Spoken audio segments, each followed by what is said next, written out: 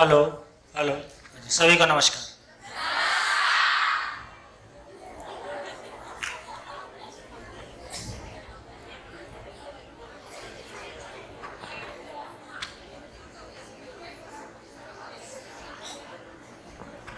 इससे क्या है, थोड़ा सुस्ती आ रहा है वो भी ठीक हो जाता है। हाँ जी, बताइए। ब्रेक के पहले जितनी चर्चा हुई उससे आपकी ज़िंदगी में क्या फ़र्क पड़ता है? कोई बात यदि अपने तक पहुंच रही है, ब्रेक के पहले हमने जो भी चर्चा की, यदि वो आपकी ज़िंदगी में पहुंच रही है तो उससे कोई फ़र्क पड़ता है? नहीं पड़ता है। क्या पड़ता है? देखो, शुरू से अपन चर्चा कर रहे हैं कि जीने का मतलब है भाव की स्थिरता। जीने का मतलब है भाव की स्थिरता। अभी मेरा भाव यदि गरीब को देख के, अमीर को देख के, गोरे को देख के, काले को देख के, स्त्री को देख के, पुरुष को देख के, और जब मैं शरीर को देखता हूं, देखो और एक अच्छी बात ध्यान में ला सकते हैं।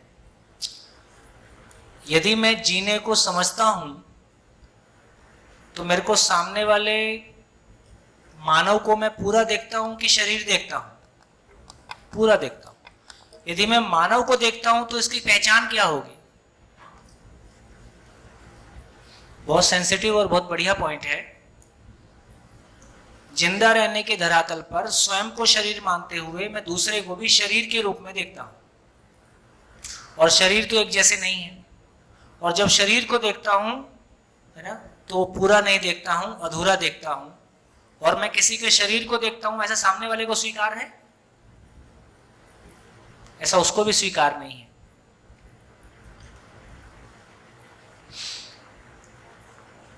जब मैं मानव को पूरा देखता हूं तो क्या दिखाई देगा? जब अधूरा देखता हूं तो शरीर दिखाई देता है, शरीर देखना हमको आता है, शरीर हमको दिखता है। लेकिन जब मेरे को जीना समझ में आएगा, जीना समझ में आता है, तो मेरे को फिर क्या दिखाई देगा?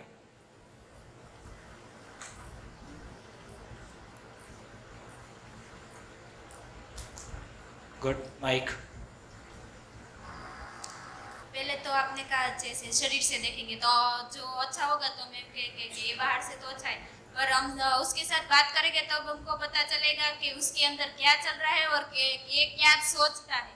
हाँ, तो बिना बात किए मानव दिखाई देगा कि नहीं देगा? नहीं देगा। मेरे को दिखाई देता है। हाँ, बिना बात किए भी दिखाई देता था। देखो, आप सबके आने के पहले जो आपको अपने बारे में पता नहीं था, वो मेरे को आपके बारे में पता था। क्या सभी मानव हैं? ये आकार देख के समझ में तो आ जाता कि मानव है। भैंस का अलग आकार है, मानव का आकार अलग है। और ये भी समझ में आता है कि ये सुखी होना चाहते हैं।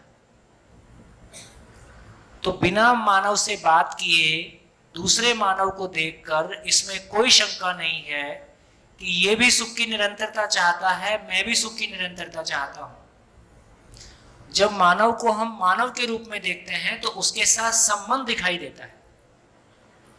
जब हम मानव को शरीर के रूप में देखते हैं तो उसके साथ संबंध दिखाई नहीं देता है। तो मानव को देखने से संबंध दिखाई दे तो फीलिंग, भाव का स्तर कैसा होगा? भाई, तुमको मैं देखता हूं, तुमको मेरे को बेटी नजर आती है, बहन नजर आती है, तो मेरा भाव का स्तर कैसा होगा? सुखदाई होगा कि दुखदाई होगा? ठीक होगा।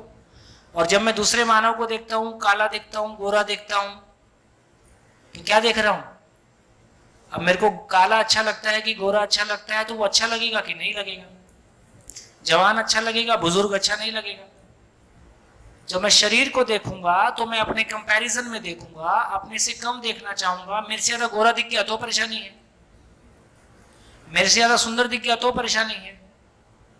इसका मतलब है जब मैं जिंदा रहने के धरातल पर स्वयं को शरीर मानता हूं, दूसरे को शरीर के रूप में देखता हूं, तो मेरे भाव का स्तर कैसा होगा?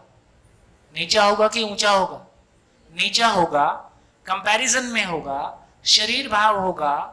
जो दूसरे को स्वीकार नहीं होगा और जो मुझको भी अपने में अपराध बोध पैदा करता है।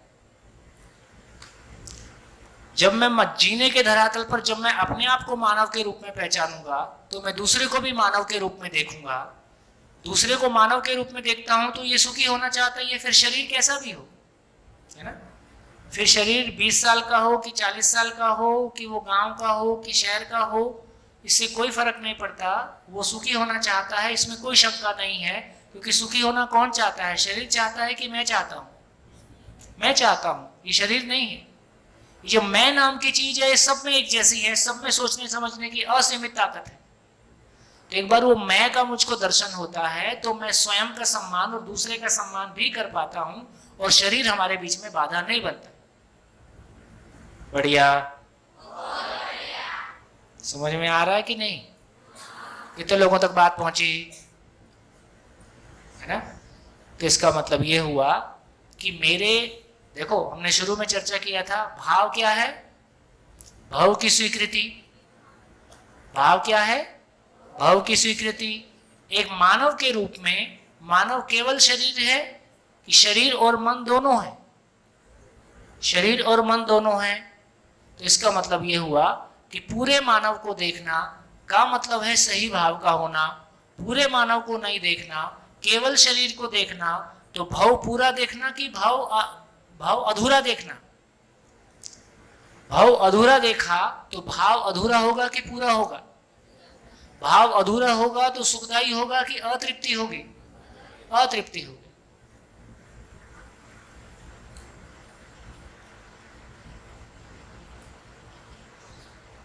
माइक। हमको इस शिविर में ये तो पता चला कि सुख कैसे मिलता है, क्योंकि ये सुख कैसे हमको मिलता है। गुड। इस एग्जाम्पल से इस बात का पता चला कि कैसे मेरे भाव का स्तर जब ऊंचा होता है, सही होता है, वो मेरे को सुख देता है और दूसरा भी मेरे को स्वीकार करता है कि नहीं स्वीकार करता। मैं आपको शरीर भाव से देखता हूं, आपको ये अस्वीकार हो जाता है। मैं आपको मानव के रूप में देखता हूं, आपके साथ संबंध पहचानता हूं, संबंध आपको स्वीकार होता है। जी। पर कई बार ऐसा भी होता है कि हमको पता है, और ये भी मुझे पता चला कि सामने वाले को सुख मिलता है, इसलिए हमको ऐसा वर्तन करता है कि ये हमको बस दुखी होता है। हमको दुख लगता है वो, कि जैसे कि मम्मी पापा हमको कभी कभी डांटते हैं तो हमको ये दुख लगता है, पर मम्मी पापा का आश्रय रहता है कि ये सुखी हो, इसलिए हमको पर अब ये भी समझना पड़ेगा ना। आप देखो, मेरे को लगता है कि ये डांटने वाली बात और मम्मी पापा की डांटने वाली बात, उसको थोड़ा सा अपन और समझें। पूरी सभा से कहना चाहता हूं, देखो कोई किसी को कब डांटता है? अचानक डांटने लगता है? पहले वो अपनी बात प्यार से ही कहता है, सामने वाले तक नहीं पहुंचती है, दोबारा कहता है, तिबारा कहता है, और कोई एक पॉइंट पे जाके जब उसको लगता है कि इस तक नहीं पहुंच रही है, ये नहीं सुन रहा है, फिर वो जोर से कहना शुरू करता है।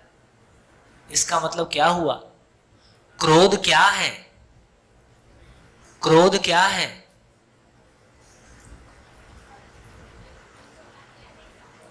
उसके अपनी अक्षमता का प्रदर्शन क्रोध है। डांटने का मतलब ही है कि मैं नहीं समझा पा रहा हूं। जब आप डांटते हो किसी को तो आपको अच्छा लगता है कि खराब लगता है?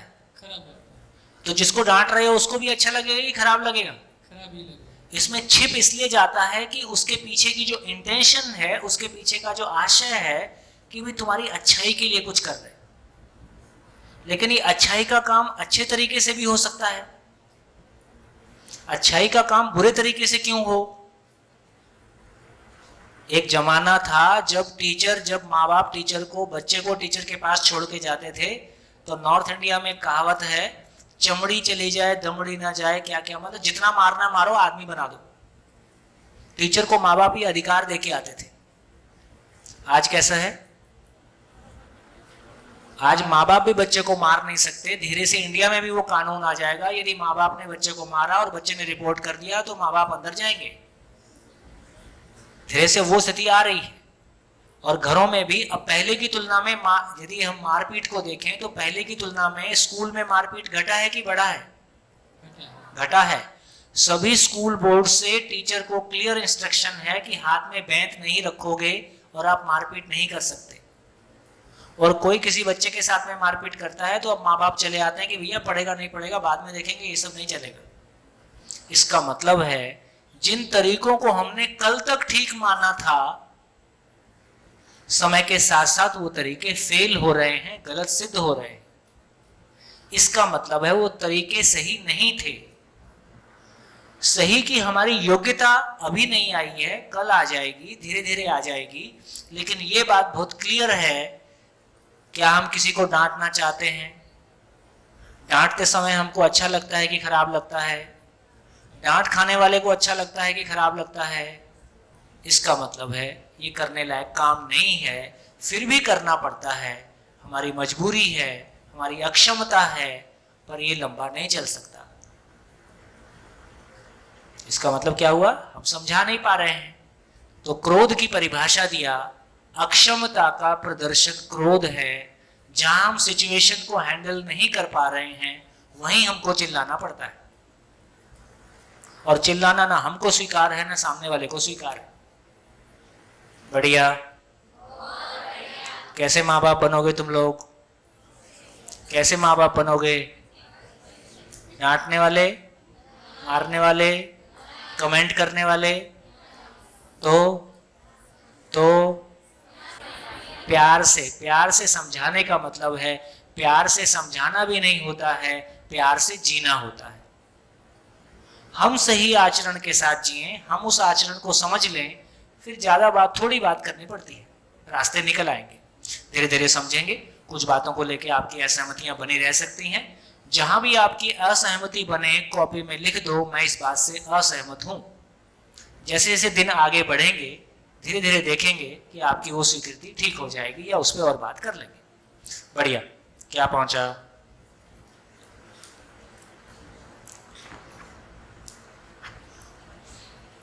क्या बात समझ में आई?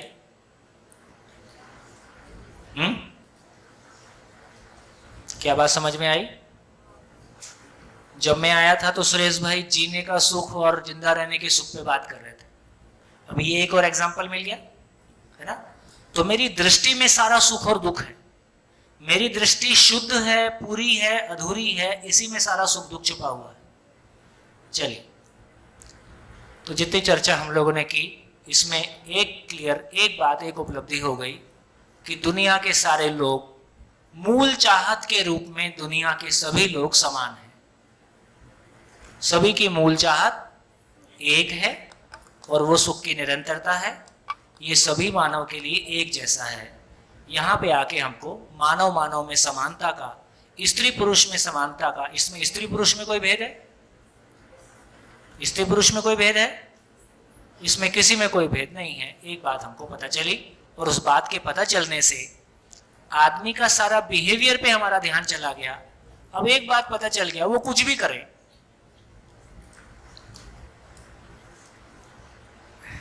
अच्छे से बैठो, तकिया दो भाई, ऐसे मत करो। देखो ये हमारे बुजुर्ग हैं, आप अपने आप को जवान ही मान रहे हो, अभी बुजुर्ग मानने तैयार नहीं हो। अभी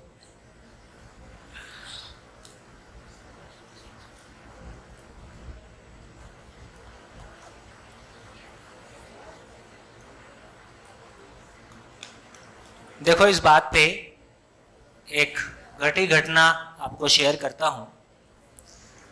अब आप स्टूडेंट्स हो, उसको ध्यान में रखते हुए एक घटना घटी मेरी जिंदगी में। दिल्ली छोड़ के जब मैं रायपुर पहुंचा तो एक सज्जन ने अपना पुराना मकान हमको दे दिया कि आप इसमें रहो और किराया विराया की कोई बात नहीं है। उनका मन था कि बच्चों के लिए एक स्कूल हम वहाँ चला दें, तो हमारी धर्मपत्नी ने वहाँ एक स्कूल चला दिया, हम लोग वहाँ रहते थे। आपकी जानकारी के लिए हर्षद मेहता उसी मोहल्ले में रहता था। हर्षद मेहता उसी मोहल्ले में पैदा हुआ, वहीं बड़ा हुआ और वहीं से बड़ा होकर उसने सारे कारनामे किए। उसी गली का रहने वाला था। तो उस गली में क्या प्रॉब्लम थी? पूरी गली में इकलौता गेट था, वो इकलौता मकान था और पतली सी गली थी। तो उस गली के बच्चे क्लास 3, 4, 5, 6, 7, 8, 9 ऐसे इस एज के बच्चे होंगे, वो दिन में कई बार दरवाजे में लात मारते थे और गाली देके भाग जाते थे। तो मैं गया तो मैं कहा यार ये क्या तमाशा है। तो बोले ये बहुत बदमाश बच्चे हैं और सुनते उनते नहीं हैं और ये ऐसे ही करते हैं। और कई साल से, अच्छा क्या था, जो बड़े बच्चे उसमें से बड़े होके कॉलेज चले जाते थे, उनकी जगह में जो उस मोहल्ले के छोटे बच्चे थे वो उसमें शामिल हो जाते थे। गैंग बरकरार था और वो अपने आप को गली का दादा जैसा मानते थे। अब छोटे बच्चे, उनके साथ क्या किया जाए। तो ये बिल्कुल दिल की बात है कि जब वो, और कभी कभी कुछ थोड़ी सी वल्गर हरकतें भी, गालियां भी देना, लात भी मारना और कुछ उटपटांग हरकत भी कभी कभी कर देते थे। तो उनको देख के और सुन के मेरे मन में कभी उनके लिए गुस्सा नहीं आया। हमेशा यही भाव आया कि हम इनको कुछ दे नहीं पाए, क्योंकि एक माँ से जब बच्चा पैदा होता है, ना तो वो गाली लेके पैदा होता है, ना वो लात मारने की आदत लेके पैदा होता है, ना वो और किसी हरकत करने से पैदा होता है। जो कुछ हमने दिया है, इसलिए ये कहा जाए कि बच्चे हमारे व्यवहार का आईना है। ठीक होगा ऐसा कहना? जैसा देखता है वैसा करता है, क्या किया जाए। तो नीचे मैं रहता था, ऊपर हमारे एक और जो हमारे मकान के मालिक, जिनका मकान था, उनके रिश्तेदार रहते थे। तो जब वो गाली देके जाते थे तो वो ऊपर से गाली देते हुए उनके पीछे दौड़ते थे। जब तक वो ऊपर से नीचे उतरते थे तो तब तक ये गली पार करके दौड़ जाते थे और हम किसी के हाथ नहीं आते और हम जो करना है हम करेंगे, ऐसा वाला खेल चलता था। तो ये उनके लिए मनोरंजन का भी साधन था और जो भी उनकी आदतें पड़ गई थी वो सब भी थी। क्या किया जाए? अब मैं पुलिस में जाऊं, मारपीट करूं, क्या करूं? अच्छा, मैं तो अक्सर घर से बाहर चला जाता था, पीछे से पत्नी परेशान होती थी।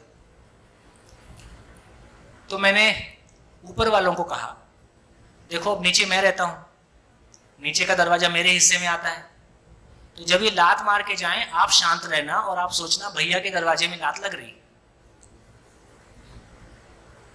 उनको ये बात ठीक लग गई। तो उस दिन के बाद उन्होंने गाली देके उनके पीछे भागना बंद कर दिया। तो उनका थोड़ा सा मनोरंजन खराब हो गया, अब लात मार रहे, कुछ हो ही नहीं रहे। एक दिन मैं मोटरसाइकिल से आया और गेट में घुस ही रहा था, बिल्कुल ऐसे ही समझ लिए गेट है, और वो लात मार रहे थे। अब मेरे हाथ में दो आए, दो ही आ सकते थे, दो आए तो पकड़ के मैं उनको घर में ले गया, बाकी भाग गए। तो घर में चले गए, अब डरे हुए तो थे ही, पता नहीं क्या करेंगे। मैं वाइफ को बोला चाय बनाओ, वो झांक के देख रहे थे पता नहीं कैसी चाय बनेगी। थोड़ी देर बाद चाय आ गई, तब तक मैं उनसे पूछता रहा क्या नाम है, कौन सी क्लास में पढ़ते हो, क्या करते हो, वगैरह वगैरह। तो थोड़ी देर में उनको लगा कि ज़्यादा खतरे की बात नहीं है, आराम से बात हो सकती है। फिर तो खुल गए। थोड़ी देर में बोलते हैं अंकल अंकल वो सब ना खराब बच्चे हैं, हम आपको ना उनके घर ले चलेंगे।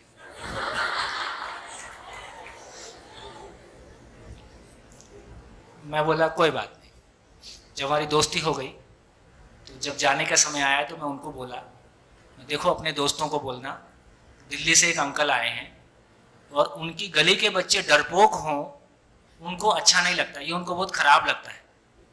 तो अंकल बोले हैं दरवाजे में लात मार के डरना नहीं है, लात मार के धीरे धीरे आराम से चल के जाना है। लात मार के डरना, बच्चे डरपोक हों ये अच्छी बात नहीं है। तो तुमको लात मारने में मजा आता है, तुम लात मारो पर डरो नहीं। दिल्ली वाले अंकल हैं, कुछ नहीं बोलेंगे, आराम से चल के जाओ। लात मारे, गाली दिए, आराम से चल के गए।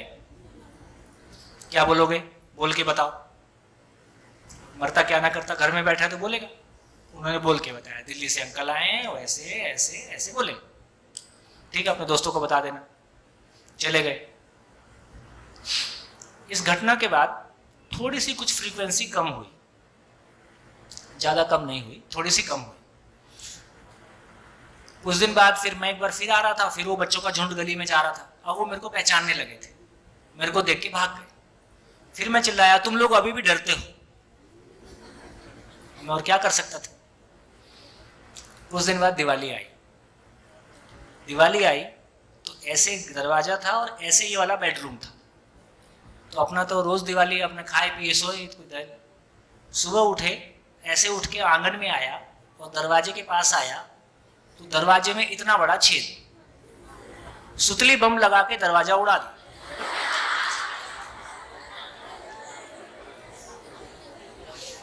बोले बहुत बोलते हैं, डरना नहीं है, डरना नहीं है।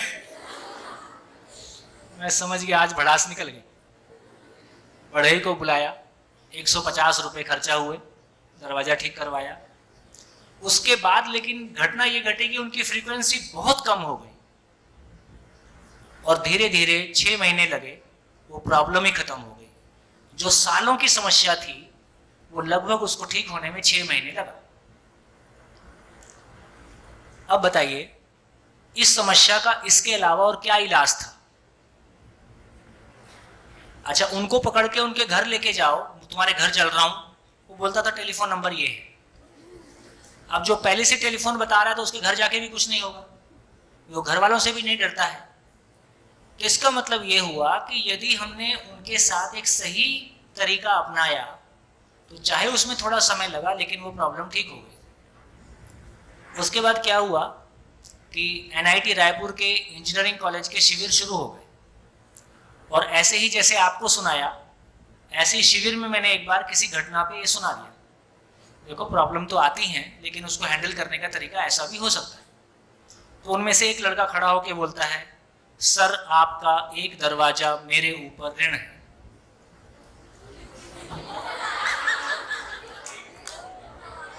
वो वही था जिसने सुतली बम लगाया था।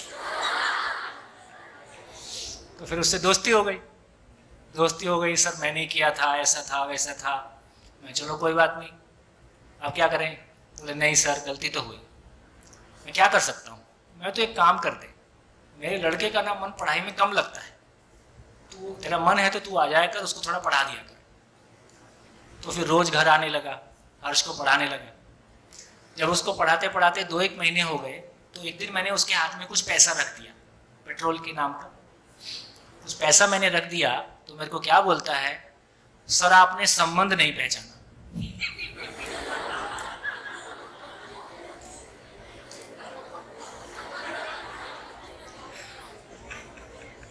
उसके बाद वो आया नहीं, अभी कभी कभी फोन करता है। तो दोस्तों मैं ये कहना चाहता हूं कि माँ के गर्भ से कोई अपराधी पैदा नहीं होता, कोई आतंकवाद लेके पैदा नहीं होता है। हम उसको कुछ ऐसा देते हैं, कोई हमारी विचारधाराएं उसको कुछ ऐसा देती हैं जिसकी वजह से वो रिएक्शन में जाता है। तो जो बात हम कह रहे थे कि हम कैसे माँ बाप बनेंगे, हम ऐसे माँ बाप बने यदि हमारे को सही अर्थों में जिंदगी की समझ है, स्वयं के प्रति विश्वास है, संबंध के प्रति विश्वास है, तो हम सामने वाले को गलती करने का स्पेस देते हैं। उसको जिंदगी की चर्चा जब आपके सामने होती है, देखो दर्शन के बारे ये माना गया कि दर्शन में बहुत कम लोग रुचि ले सकते हैं। अभी मैं आपके सामने प्योर दर्शन पे बात कर रहा हूं, आपकी रुचि बन रही कि नहीं बन रही? तो यदि दर्शन जीने का स्वरूप है, हर आदमी अपनी जिंदगी में ऊंचाइयों को छूना चाहता है, गलतियों से मुक्त होना चाहता है, किसी बड़प्पन के साथ जीना चाहता है। ऐसा जीने का जब भी रास्ता खुलता है, ऐसा जीते हुए जब भी एक बच्चे को अपने माँ बाप दिखाई देते हैं, उससे वो अछूता रह जाएगा, ऐसा नहीं होगा। तो दूसरे को सुधारना है कि अपने को सुधरना है? तो दूसरों को नहीं सुधारना है, अपने को सुधरना है। मेरा भाव और विचार किस क्वालिटी का है और उसमें कहाँ गैप्स हैं, मैं संबंध में कैसे जीता हूँ, ऐसा जितना जितना मेरा कल्याण हो जाएगा उतना उतना मैं एक अच्छे माँ बाप के रूप में साबित हो सकता हूँ। चलिए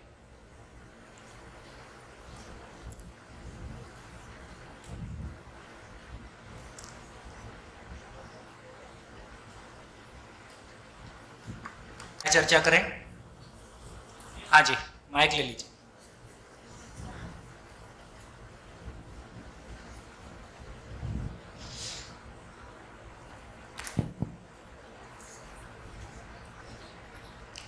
नमस्कार जी सर, आपने जो ये बच्चे वाली बात तो सुनाई बहुत बढ़िया है।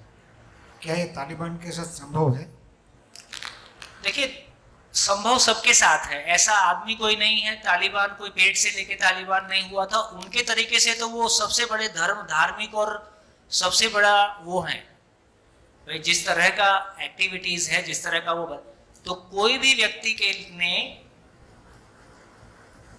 जैसे कहा कि हर व्यक्ति ऊंचाइयों को छूना चाहता है और बढ़िया जीना चाहता है, श्रेष्ठ जीना चाहता है। उसने जिसको श्रेष्ठ माना है, उसने माना है कि मैं अपने धर्म को समझता हूं और सब धर्म पूर्वक जिए और मैं बंदूक की नोक पे सबको जीवाऊंगा, उसको कर रहा है।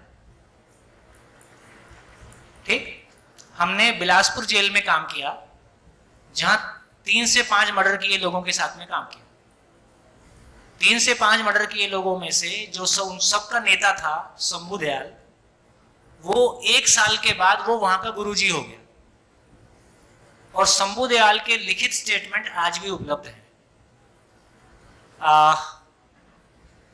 मनोज झलानी उस समय कलेक्टर हुआ करते थे बिलासपुर के, और एक कमिश्नर थे, का नाम अभी ध्यान में नहीं आ रहा है। जेल में 400 कैदियों के सामने शंभू दयाल ने कहा कि मैं घोषणा पूर्वक कह सकता हूं कि मेरा आचरण निश्चित है, मेरा आचरण सही है। उसी सभा में वहां के कलेक्टर साहब ने बोला, जितने कॉन्फिडेंस से शंभू दयाल बोलता है कि मेरा आचरण निश्चित है, मैं नहीं बोल सकता। तो मेरे को लगता है कि मानव पे भरोसा, अस्तित्व पे भरोसा करें, मानव पे भरोसा करें। हाँ, जितना बड़ा टारगेट उतना बड़ा अपना वो होना चाहिए, अपनी तैयारी होनी चाहिए। तो अपनी तैयारी कितनी है उस पर निर्भर करेगा। और फिर हर चीज में कुछ समय भी लगता है। मैंने समझना शुरू किया, मुझको भी समय लगा, आप समझना शुरू करोगे, आपको भी एक समय लगेगा, और जहां तक हम पहुंचने की कोशिश कर रहे हैं वहां तक भी समय लगेगा। पर अल्टीमेटली रास्ता इतना ही है कि मानव जो कुछ भी करता है, वो जो कुछ भी कर रहा है सही मान के कर रहा है।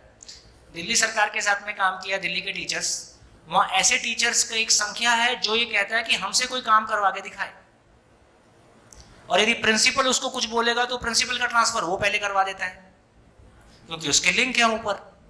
ऐसे लोगों को हमने बदलते हुए देखा।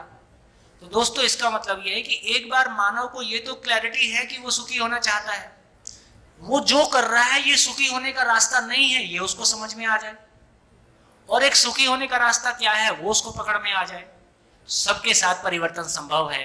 इसके बाद भी ना हो तो सबसे सुंदर घटना है कि आदमी मरता है। जितने आज हैं ये कल मर जाएंगे, 20 साल बाद मर जाएंगे। जो नीचे आ रहे हैं उनके साथ बात कर लो, इतना ही तो होगा। 20 साल बाद ठीक हो जाएगी चीजें, 50 साल बाद ठीक हो जाएंगी चीजें। क्या फर्क पड़ता है? हजारों साल का मानव जाति का इतिहास है। जिन समस्याओं की हम बात कर रहे हैं वो एक दिन की समस्याएं नहीं है, हजारों साल की समस्याएं हैं। हजारों साल की समस्या 100 साल में ठीक हो जाए, क्या बुरा है? तो कोई चिंता की बात नहीं है, अपनी तैयारी करें। हेलो, राम जी बैठूंगा। भाई साहब ने जो बात बताई उनका एक नमूना गुजरात में रविशंकर दादा, क्या?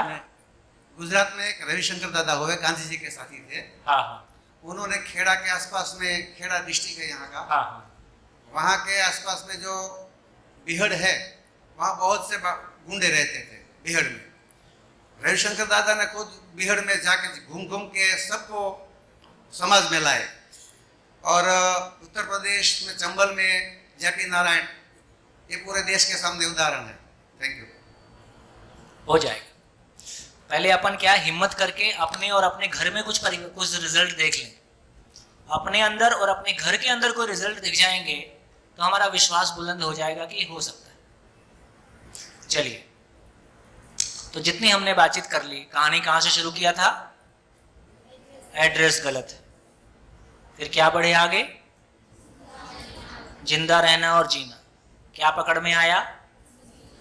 जीना पकड़ में आया। जीने के लिए क्या शुरू किए? विश्वास। विश्वास पूर्वक जीने का मतलब क्यों जीना है, कैसे जीना है। क्यों जीना है पे बात किया तो क्या निकला? सबकी मंजिल एक। और फाइनली यदि सबकी मंजिल एक है, देखिए जो हमने चर्चा किया उसमें जो बिंदु निकल के आया कि सभी मानव की मूल चाहत एक है। यदि सभी मानव जो कुछ भी करते हैं सुख की तलाश में करते हैं, जैसे मैं आपके साथ मैं आपके साथ ये श्रम कर रहा हूं तो मैं क्यों कर रहा हूं? ऐसा करना मेरी पूर्णता के लिए है ना, मेरी आवश्यकता है। ऐसा करना मेरी खुशी के लिए मेरी जरूरत है, आपको भी खुशी मिलती है। तो ये हमने पहले ही कहा कि किसी का सुख का विस्तार इतना हो सकता है कि पूरी धरती सुखी हो जाए, और किसी के सुख का सुख ऐसा हो सकता है कि पूरी धरती दुखी हो जाए। लेकिन मामला इतना ही है कि मैं जो कुछ भी करता हूं ये मान के ही करता हूं कि ऐसा करना मेरे सुख के लिए मेरी जरूरत है। चाहे मेरे दुश्मन को निपटाना है वो भी मेरे सुख के लिए मेरी जरूरत है ना। तो मैं पॉजिटिव करूं या नेगेटिव करूं, मैं जो कुछ भी करता हूं किसी सुख की तलाश में करता हूं। यदि मैं जो कुछ भी करता हूं सुख की तलाश में करता हूं, फिर त्याग शब्द का क्या होगा? फिर त्याग का क्या मतलब है? त्याग शब्द का क्या मतलब है?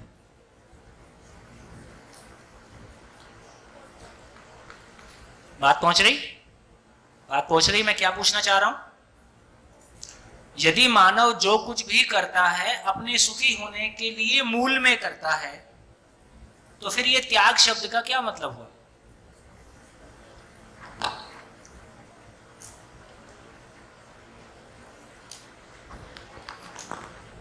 नहीं? हाँ जी, माइक। त्याग शब्द सुना है कि नहीं? हाँ। त्याग करने में उसकी मूल भावना तो सुख प्राप्त करना ही है, ऐसा लगता है। ठीक हो गया? तो देखिए, हाँ जी, माइक, एक माइक और फटाफट। त्याग तो मुझे ऐसा लगता है कि सामने वालों जो है उसको सुख पाने के लिए हमको कुछ कहते हैं, इससे हमको दुख होता है, पर वो सामने वाले को सुख मिलता है, वो हमको सहन करके हमको त्याग करना चाहिए। क्योंकि आपने वो वीडियो वायरमैन को उदाहरण लिया था कि थक के पूरे आते हैं घर पे, तो उसकी बीवी बोलते हैं कि शाक भाजी ले आओ। उसको ये दुख तो पहुंचता है, पर वो त्याग करते हैं कि सही बीबी को खुशी मिलता है तो मैं जाऊंगा।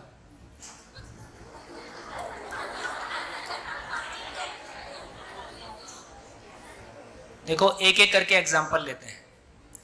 एक माँ अपने बच्चे के लिए रात भर जागती है, ये त्याग है कि प्यार है? प्यार है। दूसरा एग्जाम्पल लेते हैं। यदि घर में खाना कम बचा है तो कई बार माँ ऐसा करती है कि अपने कम खा लेगी, लेकिन वो बच्चे के लिए उपलब्ध करा दिया। ये प्यार है कि त्याग है? ठीक हो गया? तो इसका मतलब है यदि प्यार नहीं है तो वो सारे काम नहीं हो सकते जो बहुत सारे काम अभी हम एक दूसरे के लिए करते हैं। तो सारे काम हम प्यार वश करते हैं, फिर ये त्याग शब्द कब आता है? त्याग का इस्तेमाल कब करते हैं? जब सामने वाला, जब वही बच्चा बड़ा होके उसके साथ नहीं बनती है, व्यवहार ठीक नहीं चलता है, तो किसी समय में वो गुस्सा होके बताती है या बताता है कि देखो हमने तुम्हारे लिए इतना किया है, इतना त्याग किया है। कब बताना पड़ा? जब वो आपस का प्यार कम पड़ गया, फिर उसको त्याग के रूप में बताना पड़ा कि हमने तुम्हारे साथ इतना किया, ऐसा त्याग हमने तुम्हारे साथ किया। तो इसका मतलब है कि एक बात सोच के देखें कि अच्छा, जिन बड़े लोगों के लिए त्याग शब्द का इस्तेमाल हुआ है ना, जैसे भगवान बुद्ध ने राजपाट का त्याग कर दिया, ऐसा हम किताबों में पढ़ते हैं।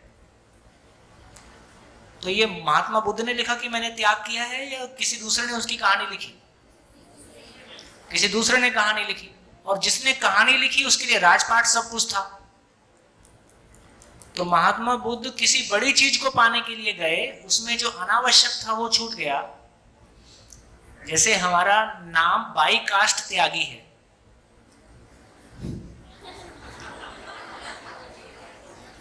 हम लोग त्यागी कहलाते हैं। वेस्टर्न यूपी में एक कम्युनिटी मिलती है जिसको त्यागी बोलते हैं। जब मैं छत्तीसगढ़ आया तो लोगों को लगा कि ये बहुत घर बार नौकरी वोकरी सब छोड़ के आ गया है, इसलिए इसका टाइटल त्यागी।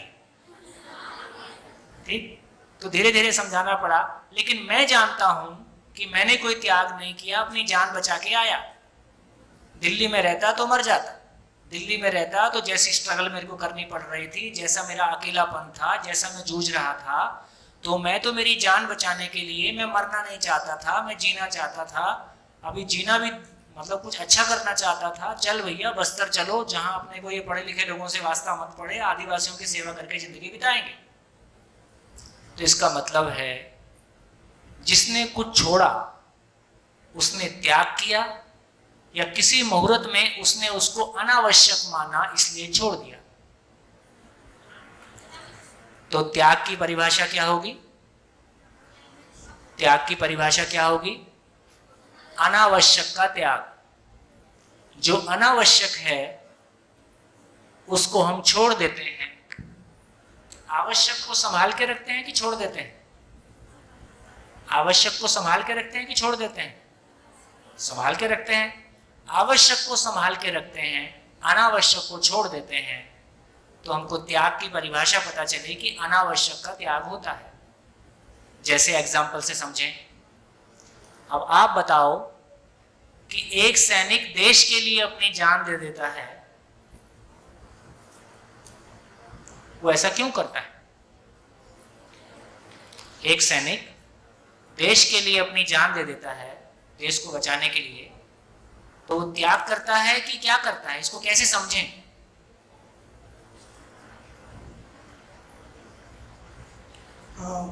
तो ऐसा है कि भैया कि जो सैनिक देश के लिए अपना शरीर छोड़ देता है, तो कहीं ना कहीं वो जो उसके सामने देश का सुरक्षा बड़ी मुद्दा बन जाता है। बहुत बढ़िया, जोरदार तालियां। तो देश को बचाना उसको आवश्यक लगा, उसके सामने अपनी जान अनावश्यक लगी, तो ऐसा कर पाया। इसका मतलब है हम खाते हैं तो जो अनावश्यक है शरीर से गैस पास हो जाती है ना, शरीर से मलमूत्र का हम त्याग करते हैं। तो इस पूरी परिभाषा में है ना, एग्जाम डेज में हम क्यों अपनी नींद कम कर लेते हैं, खाना कम कर लेते हैं, है ना? क्योंकि एग्जाम हमको महत्वपूर्ण लगता है, उसके लिए नींद और खाना उस समय में कम भी होगा तो चलेगा, अनावश्यक है ऐसा हम स्वीकारते हैं। इस पूरी चर्चा से क्या समझ में आएगा? क्या समझ में आया है? अनावश्यक का त्याग। ऐसा समझ में आने से हमारे भाव और विचार में क्या फर्क पड़ेगा? हर चीज का प्रभाव नेगेटिव या पॉजिटिव हमारे भाव और विचार पे पड़ेगा। यही तो जीने का मतलब है, यही तो सुखी होने का मतलब है। तो यदि मेरे को ये समझ में आ गया कि त्याग जैसा कुछ नहीं होता है, मैं जो कुछ करता हूं मेरे सुखी होने के अर्थ में करता हूं, जो आवश्यक होता है उसके लिए अनावश्यक को छोड़ देता हूं, यदि ये समझ में आएगा तो इससे मेरे भाव और विचार में क्या फर्क पड़ेगा?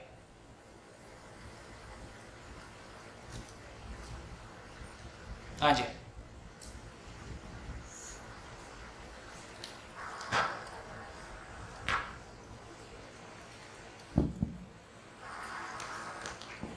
भाव और विचार में स्थिरता आएगी। हाँ, कैसे? जो मेरे लिए आवश्यक है इसके ऊपर मेरा ध्यान जाएगा, जो अनावश्यक है इस पे मेरा ध्यान नहीं जाएगा।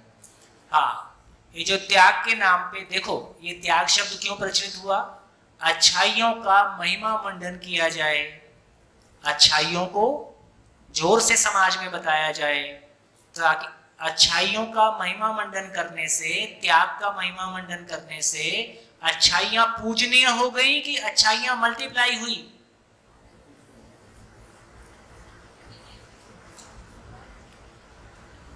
जैसे मैं आपके सामने बताता हूं, यदि मैं मेरी जीवनी को महिमा मंडित करूं तो क्या होगा? इस बात को समझने के लिए, है ना, मैंने ये किया, ये किया, ये किया, है ना, और ये करने से ये रिजल्ट मिला, तो फिर आप क्या करोगे? आप करोगे भैया तुम ही करो, तुम बहुत बड़े आदमी हो, पूजा हो सकती है, लेकिन यदि इतना त्याग बलिदान करना होगा तो कितने लोग साथ चलेंगे? मल्टीप्लाई होगा कि पूजनीय होगा? पूजनीय हो जाए। यदि मैं कहूंगा कि ये तो बहुत सुखदायी काम है, मैंने जो कुछ किया, जब मैं जैसा जी रहा था उसमें सुख नहीं था, इसमें सुख है, और यदि आपको लगेगा कि ये सुखदायी काम है तो कितने लोग साथ चलेंगे? सभी साथ चलेंगे। इसका मतलब है लोग शहीद होना चाहते हैं कि सफल होना चाहते हैं? शहीदी की परंपरा नहीं है, सफलता की परंपरा है। शहीदी की परंपरा नहीं है, सफलता की परंपरा है। इसका मतलब ये हुआ तो हमको चीजों को सामान्यकरण करने की आवश्यकता है। जब किसी व्यक्ति ने त्याग किया, ऐसा महिमा मंडन किया, तो उसको हमने विशेष बना दिया कि सामान्य बनाया? विशेष बना दिया। और विशेष सभी बन सकते हैं कि कुछ ही लोग बन सकते हैं? कुछ ही लोग बन सकते हैं। जबकि सच्चाई ये है कि मानव जो कुछ भी करता है सुख की तलाश में करता है। मैं इस काम को करता हूं, है ना, बिना पैसे के करता हूं, इसमें भी स्वार्थ है। क्या स्वार्थ है? क्या स्वार्थ है? सूत्र है, संतोष है तो प्रतिफल नहीं, प्रतिफल है तो संतोष नहीं। संतोष है तो प्रतिफल नहीं, प्रतिफल है तो संतोष नहीं। क्या संतोष? अपने भाव और विचार में जो गुणात्मक परिवर्तन होना है। यदि मैं कोई काम का प्रतिफल लेता हूं तो प्रतिफल मिल गया, उसमें फिर गुणात्मक परिवर्तन की गुंजाइश कम हो गई। इसका अर्थ यह हुआ कि यदि मैं पैसा नहीं लेता हूं और मैं इस काम को करता हूं तो मैं इस काम को तभी कर सकता हूं जब इस काम से मेरे भीतर कोई गुणात्मक परिवर्तन होता है, नहीं तो नहीं कर पाऊंगा। तो दोस्तों, इसमें सामान्यीकरण हो गया। तो एक बात ध्यान में आने से कि मानव जो कुछ भी करता है सुख की तलाश में करता है। जितना सुख मुझको पहले मिलता था उससे ज्यादा सुख पाने के लिए ये कर रहा हूं। ऐसा आप भी कर सकते हैं, हम सभी कर सकते हैं। यहां से अनावश्यक जो त्याग का महिमा मंडन करने से अच्छाइयां पूजनीय हो गई, मल्टीप्लाई नहीं हुई।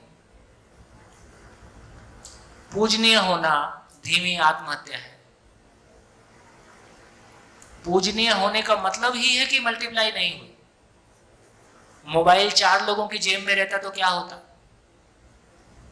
पूजनीय हो जाता, 4 लोग विशेष हो जाते। इसलिए बढ़िया सूत्र है, लोकव्यापीकरण ही सामान्यीकरण है। जैसे मोबाइल सबकी जेब में आ गया, अब मोबाइल विशेष है कि सामान्य है? सामान्य हो गया।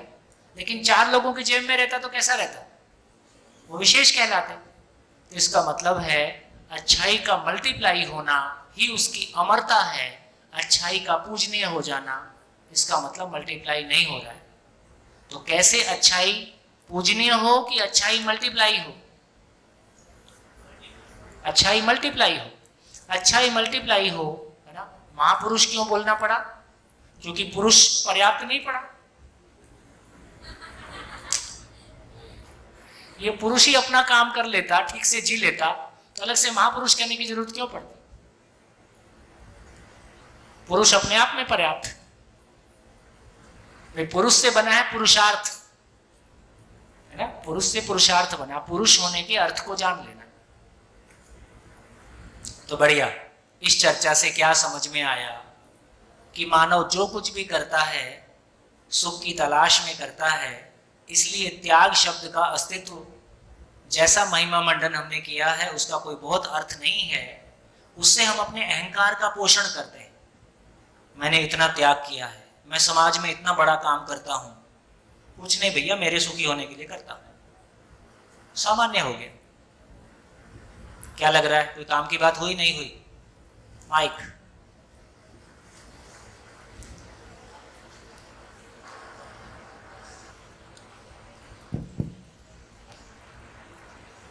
सर, मेरा नाम जयेश कंजारिया है। मेरा एक कंफ्यूजन है कि आपने जो फौजी वाली बात कही। कौन सी वाली? सैनिक वाली, कि देश की सेवा करता है, वो अनावश्यक हाँ, चीज वाली। फौजी वाली। हाँ। फौजी वाली। तो मेरा सवाल ये है सर कि अल्टीमेटली एक जो सैनिक होता है वो अपने सुख के लिए ही वो इंडियन आर्मी में जाता है, ठीक है सर। हाँ। तो फिर उसके बाद में उसको पता चलता है कि इसमें जान भी देनी पड़ती है। उसको पता होता है तो भी जाता है कि जान की परवाह किए बिना। फिर उसको ट्रेनिंग होती है, जब तब उसका ब्रेन वॉश किया जाता है और उसको सिखाया जाता है कि आपके लिए ये आवश्यक है, ये आवश्यक नहीं है। अगर उसके बाद उसको पता चला कि मेरी जान सबसे इम्पोर्टेंट है, तो भी उसको जान देने के लिए जाना ही पड़ता है ना सर, फिर वो भाग नहीं सकता ना। जॉब से रिजाइन कर सकता है। नहीं सर, उसके कुछ नियम और ऐसा है, और ऐसा भी है, युद्ध में जिन लोगों ने युद्ध का सामना नहीं किया और भगौड़े हो जाते हैं, उनकी अलग लिस्ट बनाई जाती है। सर मेरा क्वेश्चन ये है कि अगर आप जिंदा रहोगे तो जीने का तब तात्पर्य तब बनेगा ना कि आप जब जिंदा हो। अगर जिंदा ही नहीं होगे तो आप कैसे जी सकते? आपके इस क्वेश्चन का मतलब ये है, यदि सही अर्थों में कहें तो आदमी के भीतर भय सबसे बड़ा बंधन है। यदि उस हाइट पे जाके बात करेंगे तो उसका मतलब कैसा निकलता है। तो कोई व्यक्ति जिस क्षण मौत से भी नहीं डरता है, शरीर मरने वाली चीज है, ये नियम है, आगे चल के चर्चा करेंगे, मैं नहीं मरता हूं, ये भी सच्चाई है। कोई व्यक्ति उस क्षण में मौत को जीत लेता है, उसका शरीर यात्रा का पेमेंट हो गया, वो लॉस में नहीं गया। यदि युद्ध में गलती से मारा गया और बचना चाहता था तो अलग घटना है। यदि उस समय में कॉन्शियसली वो ये निर्णय लेता है और निर्णय पूर्वक उस काम को करता है, इसलिए वीर गति को प्राप्त हुआ। वो जिस वीर गति को प्राप्त होता है क्योंकि उस समय की उसकी मनस्थिति में उसने मौत को जीत लिया। मौत को जीत लिया तो शरीर चलाने का जो पेमेंट होना था, जो उसको बूस्ट, जो उसको जीने की, सारा हमारा ना जी पाने का कारण क्या है? हम डरे हुए लोग हैं। पैसे का डर, मान का डर, इज्जत का डर, है ना, शरीर के मरने का डर। तो उसने डर को जीत लिया, तो उस सेंस में उसकी नैया वहां से पार हो गई, ऐसा परंपरा ने कहा भी है और इसमें सच्चाई भी है। इसको और आराम से समझने की जरूरत है।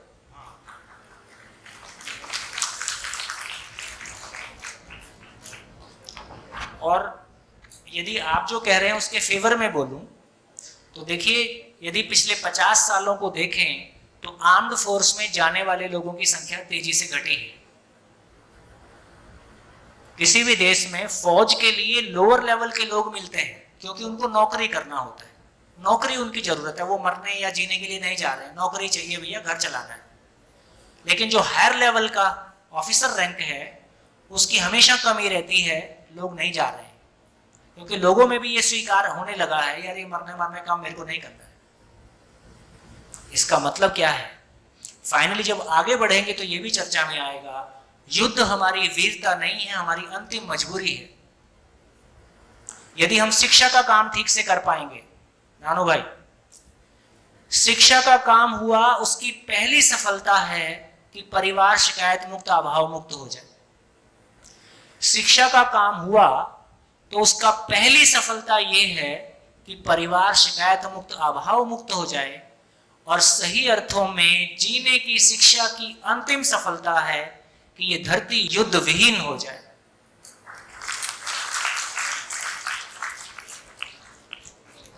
कोई धरती तो ऐसी होगी जहां युद्ध नहीं होता होगा। देखो, पहले जितना आपस में युद्ध होते रहते थे, आजकल उतना आपस में हम कहां लड़ रहे हैं, है ना। पहले से युद्ध की मानसिकता कम हुई है कि बढ़ी है? युद्ध की मानसिकता कम हुई है। हमारे ही देखते जब हम कॉलेज में पढ़ते थे तो जो लोग कॉलेज में स्ट्राइक कराते थे, बंद कराते थे और हंगामा कराते थे, उनकी इज्जत ज्यादा थी हमारे समय। अभी आजकल कॉलेज में उस तरह का काम ही बंद हो गया। आजकल गर्लफ्रेंड बॉयफ्रेंड में सारी ऊर्जा चली जाती है। फिल्में देख देख के सबकी कल्पना कहीं और चली गई। तो हमारे समय में जो जिनका गर्लफ्रेंड बॉयफ्रेंड वाला रिलेशनशिप रहता था, 60 की क्लास में 2-3 ऐसे लोग होते थे, उनको थोड़ा सा नीचे के लेवल के लोग मानते थे, सेकंड ग्रेड सिटीजन। और जो कॉलेज में हड़ताल करवा देते थे, यूनियन वाले होते थे, उनको थोड़ा सा बड़े लोग मानते थे। हेलो। तो धीरे धीरे ये लड़ने मारने का चलन की मानसिकता हमको ओवरऑल समाज में कम होती हुई दिखाई देती है। तो जैसे जैसे हमारा पढ़ना लिखना शुरू हुआ, हम नौकरी पाए, व्यवसाय किए, जैसे गुजरात बिजनेस कम्युनिटी है, गुजरात में लड़ने वड़ने की मानसिकता सबसे कम है। तो धीरे धीरे हम देखेंगे, यदि आप देखोगे साउथ से लेके मध्य प्रदेश तक लड़ने की मानसिकता कम है और मध्य प्रदेश से अफगानिस्तान तक ये मानसिकता बढ़ती है। उसके अपने कारण हैं, धीरे से समझिए। हाँ जी, आप कुछ कह रहे थे। मैं दिलीप मेहता बोल रहा हूँ फिर से। अच्छा, मैं जब 10वीं 11वीं की कक्षा में था तभी एक पाठ आ रहा था, शायद आपने भी पढ़ा होगा, मरना एक कला एक चांस। तो उसके अंदर ऐसा आता था कि कभी कभी एक ऐसे समय पे आदमी मर जाता है फिर भी उसको बड़ी शान मिल जाती है। तो ये भी एक अच्छा एक उदाहरण है कि आदमी को शान मिल जाती है मरने के टाइम, वो सब सही समय पे ऊपर उसको मौत आ जाती है, उसको मिल जाता है। ऐसा हमारा 10वीं 11वीं में एक पाठ आता था, मरना एक कला एक चांस। हाँ देखिए, इसमें मेरे को पाठ तो पता नहीं है क्योंकि मैंने तो नहीं पढ़ा है, लेकिन मरना एक कला है, ये सच्चाई है। एक दिन सबका शरीर मरेगा कि नहीं मरेगा? मरेगा। उसकी किसकी तैयारी है? तो उसका सूत्र है, सूत्र मतलब लिखना है, तुरंत अलर्ट हो जाते। गुड, बहुत बढ़िया बेटा, बहुत अच्छा रहेगा। मैं फिर से बहुत ईमानदारी से कहना चाहता हूँ, जिंदगी मुश्किल नहीं है, बिल्कुल वैसे ही है जैसे एक मैकेनिक को गाड़ी बनानी आती है, उसके लिए गाड़ी खराब होना है ना, रोमांच की बात है, इंटरेस्ट की बात है। और हमारी गाड़ी है और खराब होती है तो हमारे लिए हेडेक है। तो इतना ही है कि जिंदगी की भी एक गाड़ी है, उसका भी एक तरीका है। तो क्या बोला? जीना समझ में आता है तो मरना समझ में आता है, और मरना समझ में आता है तो मरने के बाद का समझ में आता है। जीना समझ में आता है तो मरना समझ में आता है, और मरना समझ में आता है तो मरने के बाद का समझ में आता है। हमारे मन में मरने के बाद के क्वेश्चन भी उठ सकते हैं, इसलिए उसके आंसर मैं नहीं दूंगा। जब आप पूछोगे तो ये वाला सूत्र सुनाऊंगा। तो इसका मतलब है जीना समझ में आता है तो फिर पता चलता है कि जीने वाला कौन है, मरने वाला कौन है।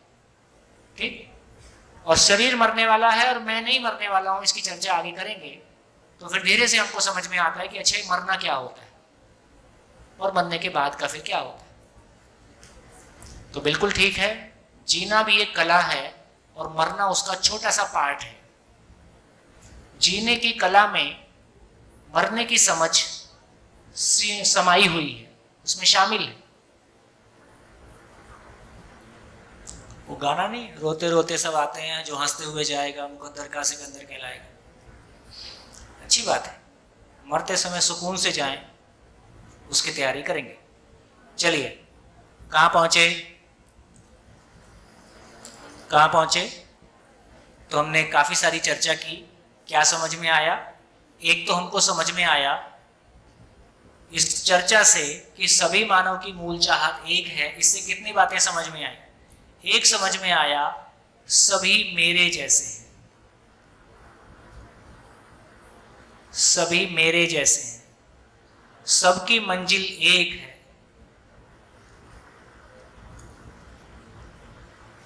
तो एक अपनापन, सेंस ऑफ बिलोंगिंगनेस, एक अपनेपन का एहसास पूरे मानव के साथ हमारा जुड़ता है, उसकी ये शुरुआत है।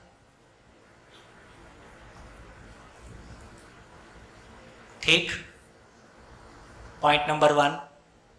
पॉइंट नंबर 2, यदि ये समझ में आ गया तो अभी हम दूसरा क्या करता है इससे परेशान होते हैं।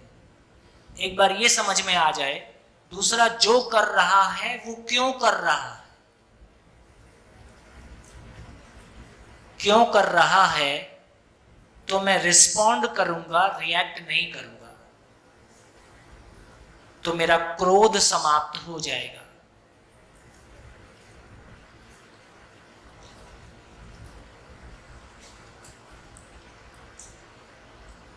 ये ठीक हो गया?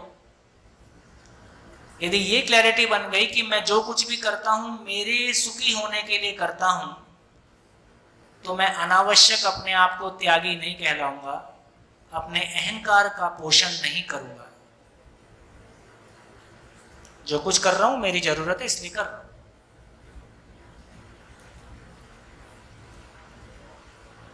और क्या समझ में आया?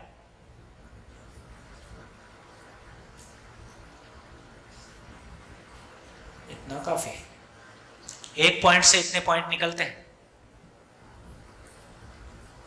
और क्या मिला? सोचने के लिए मटेरियल मिल जाता है। नहीं तो क्या सोचोगे? खाकरा फाफरा ढोकला, इसने ये कहा, उसने ये कहा। सोचने की मशीन 24 घंटे काम करती है। 24 घंटे सार्थक, मीनिंगफुल सोचने का कंटेंट हमारी जरूरत है। यदि ऐसा कोई कंटेंट हमारे पास नहीं होगा तो हमारी थॉट नेगेटिविटी में जाएगी, हमारी कल्पनाओं में, हमारे उसमें नेगेटिविटी आएगी। खाली जगह नहीं रहती है, वो भर ही जाती है कोई ना कोई चीज।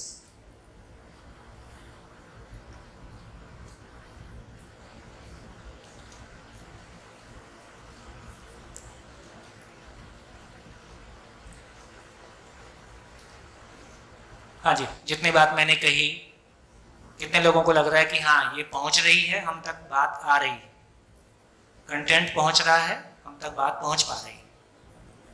गुड, आगे चले। अब आगे चलते हैं। तो फाइनली अब क्या निकला? आप किधर चलें? आप कहां चलें? कैसे जीना? कैसे? अब इतना ही हुआ कि ये तो समझ में आ गया कि मानव जो कुछ भी करता है सुख की तलाश में करता है। फिर ये सुख है क्या? बस इतना समझ में आ गया।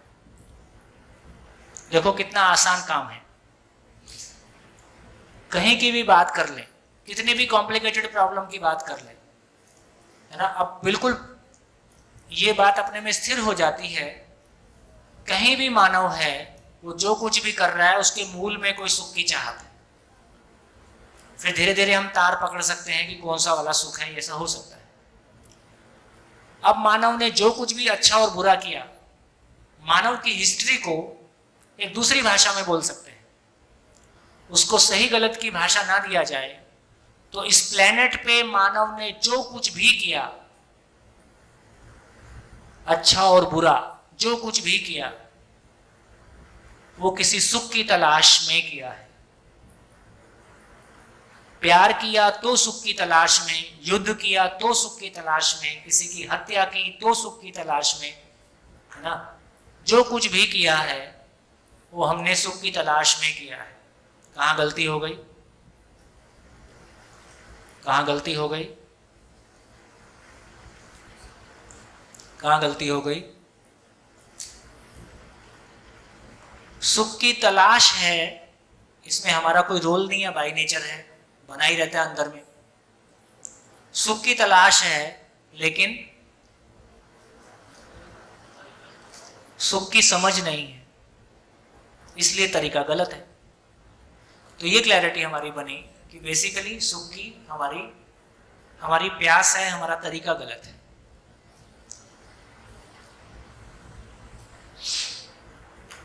कितने लोगों में ये एकदम स्थिर हो गया है कि हाँ ये बिल्कुल अकाट्य सत्य है।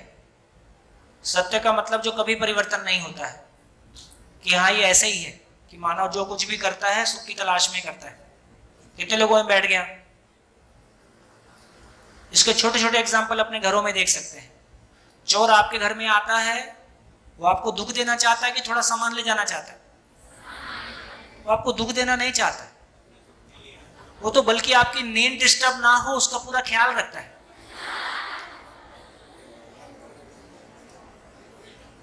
आपने ज्यादा इकट्ठा कर लिया है कि किसी और के काम आ जाएगा। ठीक, तो तमाम घटनाओं को देखिए, अच्छी और बुरी, तो उसके मूल में आपको पता चलेगा कि मूल में वो अपने सुखी होने के लिए कुछ करता है, लेकिन उसके सुखी होने का तरीका ऐसा है कि सामने वाला उसमें परेशान होता है। तो निष्कर्ष क्या निकला? पूरी शिक्षा, पूरा धर्म, पूरा अध्यात्म, पूरा समाज सब मिलके मानव जाति को एक ही चीज समझ सकें और समझा सकें तो ये संसार सफल हो जाए कि सुख क्या है। एक शब्द समझ सकें, समझा सकें, जी सकें तो मानव जाति सफल हो जाए कि सुख है क्या। क्योंकि वो समझ में आ गया, क्योंकि मानव की एक शानदार चीज भी है, जो उसको समझ में आ जाता है फिर गलती नहीं करता है। सूत्र है, सूत्र, समझ है तो गलती नहीं, गलती है तो समझ नहीं। समझ है तो गलती नहीं, गलती है तो समझ नहीं। क्या मतलब? जिस मामले में हमारी समझ बन गई है उस मामले में हम कभी गलती नहीं करते, कल्पना में भी गलती नहीं आती है। एग्जाम्पल, आप में से कितने लोगों को पता है कि पानी पीने से प्यास बुझती है? सबको पता है। क्या आपकी कल्पना में कभी आया कि आज मिट्टी का तेल पी लूं? कभी कल्पना में आया प्यास लगी है दूध पी लेता हूं? ऐसा कल्पना में आता है? प्यास लगी है देसी गाय का घी पी लेता हूं? पानी के अलावा कोई चीज कल्पना में भी नहीं आती है। तो इसका मतलब है एक बार हमने सही को पहचान लिया, उसके बाद उस मामले में गलती नहीं होती। एक बार आपको 2 + 2 4 समझ में आ गया, आपने पहचान लिया, उसके बाद कभी गलती होती है? उसके बाद कभी गलती नहीं होती। एक बार आपको गुजराती बोलना आ गया, फिर आप भूल जाते हो, फिर आप बोलते ही हो। इसका मतलब ये हुआ कि मानव जानबूझ के गलती नहीं करता है, उसको समझ में नहीं आया है इसलिए वो गलती करता है। यदि मानव जाति को सुख समझ में आ जाए, अभी जो उन्होंने बात बोली बहुत अच्छी बोली, कुछ लोग मानते हैं, कुछ लोग समझते हैं, लेकिन ऐसा हम हो जाएं, वो हमारे आचरण का भाग हो जाए, फिर हमसे वो गलती नहीं होगी। तो सवाल खड़ा होता है कि सुख क्या है? हाँ जी, कुछ कह रहे? माइक ले लीजिए। अभी बात हुई कि हमारे प्यास सही है पर तरीका गलत है, तो तरीका तय कौन करता है? तरीका तय कौन करता है? गुड। तरीका कोई तय नहीं करता है, ना कोई महापुरुष तय करता है, ना कोई देवी देवता तय करता है, ना कोई वैज्ञानिक तय करता है। तरीका नेचर में है, अस्तित्व में है, वो नेचर का नियम है। जैसे लोहा है, ये कौन तय करता है? नेचर में है, प्रकृति में है, अस्तित्व में है, जो भी नाम दे दें। इसका मतलब है, ये बहुत अच्छी बात है, इसका मतलब है कि धरती पे कोई भी धर्म, कोई भी जाति, कोई भी महापुरुष, कोई भी चीज, हम कुछ भी तय नहीं करते हैं। जो तय है नेचर में, केवल उसको पहचानते हैं। तो हमको कुछ भी तय नहीं करना है, जो तय है, और हम तय कर भी नहीं सकते। कितना बढ़िया है ना? तो वैज्ञानिक किसको बोलते हैं? जो जड़ संसार के नियम पहचानते हैं उसको वैज्ञानिक बोलते हैं, जो चैतन्य संसार के नियम पहचानते हैं उनको महापुरुष बोलते हैं। नियम बनाता कोई नहीं, नियम नेचर में है। नियम बनाना मानव की हैसियत की बात नहीं है, नियम है, हम उसको केवल पहचानते हैं। बढ़िया, ठीक लग रहा है? इसलिए कहा ना टीचर की चलेगी, ना माँ की चलेगी, ना बाप की चलेगी, ना बेटे की चलेगी। किसकी चलेगी? अस्तित्व की चलेगी। इसलिए और भी एक सूत्र है, नियम का विरोध ही दुख है। नियम का विरोध ही दुख है। जब भी जिंदगी में दुख आया तो मान लीजिए, जान लीजिए कि जिंदगी में किसी नियम का विरोध हुआ है। जब मनुष्य आत्म रूप में स्थिर हो जाता, ब्रह्म निष्ठा में स्थिर हो जाता, तब सब दुख की निवृत्ति हो जाती। जब आत्म सुख मिलता है तो जो भौतिक सुख नाशवंत है, इसलिए आत्म सुख में जो विश्रांति मिलती है तब ही मनुष्य सुखी हो जाता है। अपने आत्मा में ही सुख की प्राप्ति होती है। इसलिए आत्म सुख के ज्यादा कोई भौतिक सुख नहीं है, वो सुख आने जाने वाला है। जो आत्म स्वरूप में स्थिर हो जाता मनुष्य, तब सुख की प्राप्ति होती हो। वो सुख क्षणिक नहीं होता, परमानेंट होता, कायमी होता है। जो ब्रह्म स्वरूप में स्थिर होता। रामकृष्ण परमहंस कहते थे, मैं ही ब्रह्म, अहम ब्रह्मास्मि, मुझ ब्रह्म छू, माराમાં સમગ્ર સુખો સમાયેલા છે। देखिए, इस हॉल में कम से कम हम सबको कोई कंफ्यूजन ना हो। यहाँ ये कहा जा रहा है कि हमारे कपड़े भी ठीक हो, मकान भी ठीक हो, गाड़ी भी ठीक हो, खाना भी ठीक हो, और मन भी ठीक हो। ठीक, मेरे बोलने से या किसी और के कहने से ऐसा कोई मैसेज नहीं जाए कि जो भौतिक सुख है उनको नकारा जा रहा है, हमको गाड़ी लेने से मना किया जा रहा है, या हमको न्यूनतम में जीने के लिए कहा जा रहा है। यहाँ ना न्यूनतम में जीने के लिए कहा जा रहा है, प्रकृति में कोई गरीबी नहीं है इसलिए हमको भी गरीबी में जीने की जरूरत नहीं है। हाँ, अपने पुरुषार्थ को प्रबल करें, अपने कौशल को बढ़ाएं, है ना। तो समझ पूर्वक, ना भौतिक वस्तु की कमी हो ना भाव की कमी हो, धीरे धीरे इसको समझेंगे। हाँ जी, आगे बढ़े।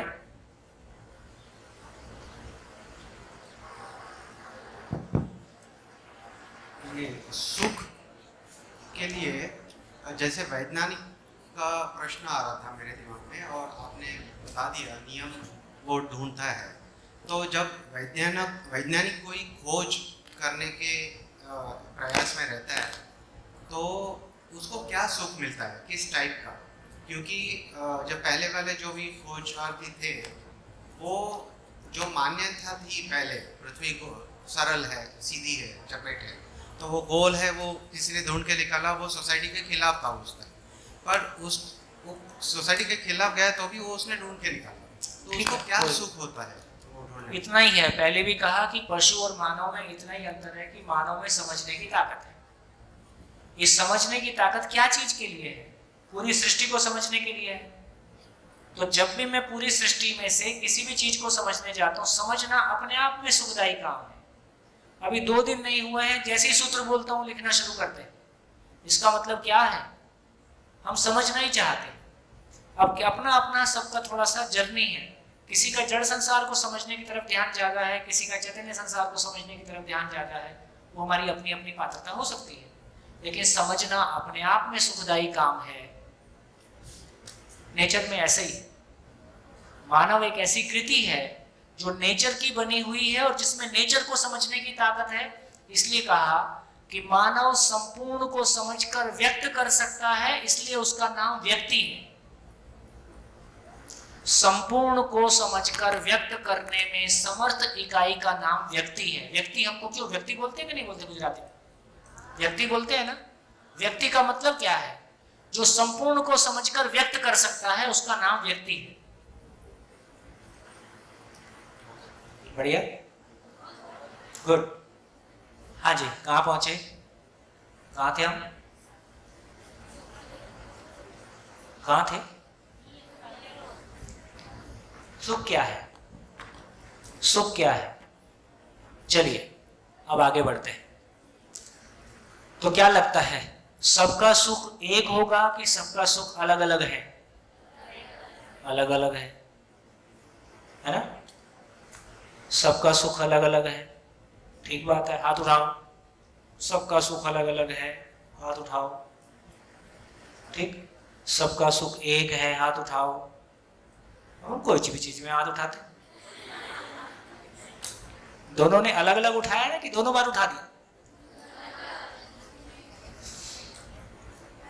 तो देखिए, जैसा किसी ने, बिटिया ने कहा था कि बचपन में खिलौनों से सुख लगता था।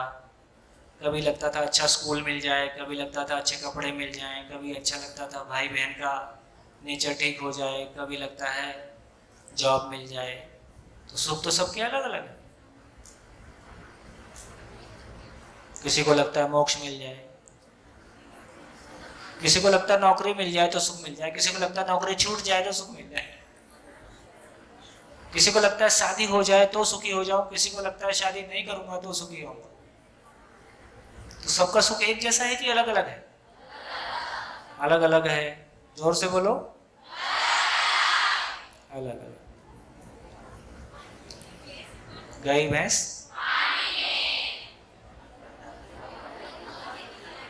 चलो, मैं सुख की परिभाषा लिखता हूं और आप असहमत होने का प्रयास बनाए रखें।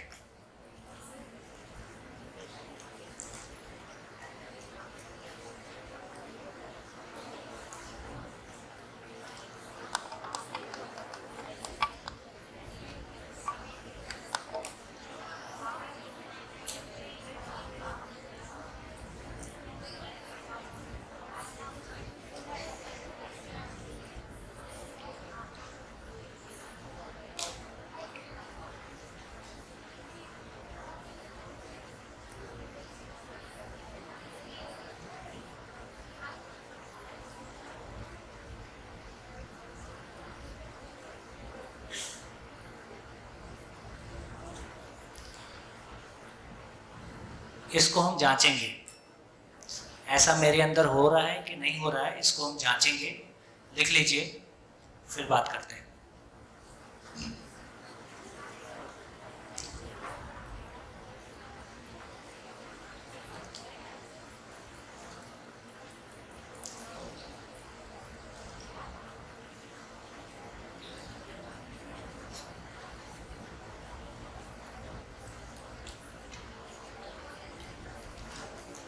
हो गया?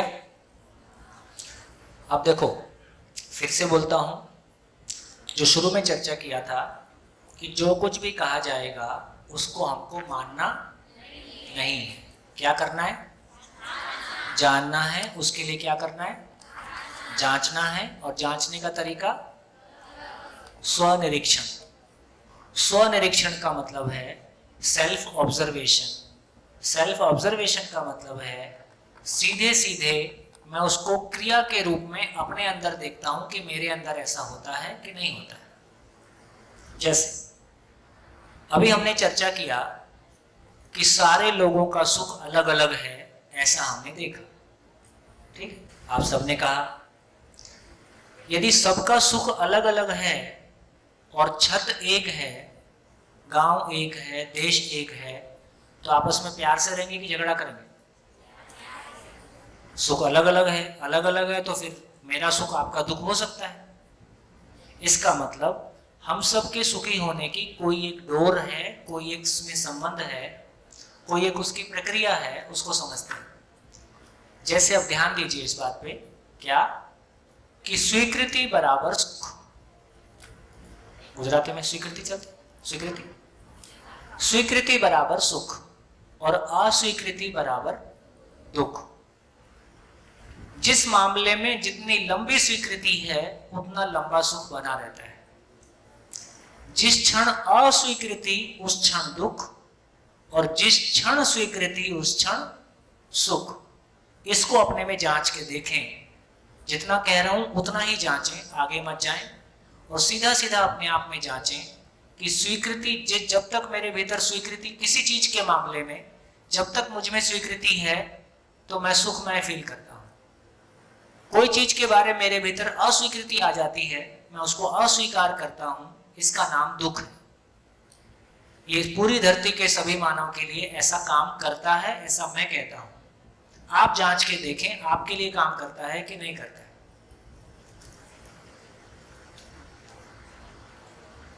बोलिए।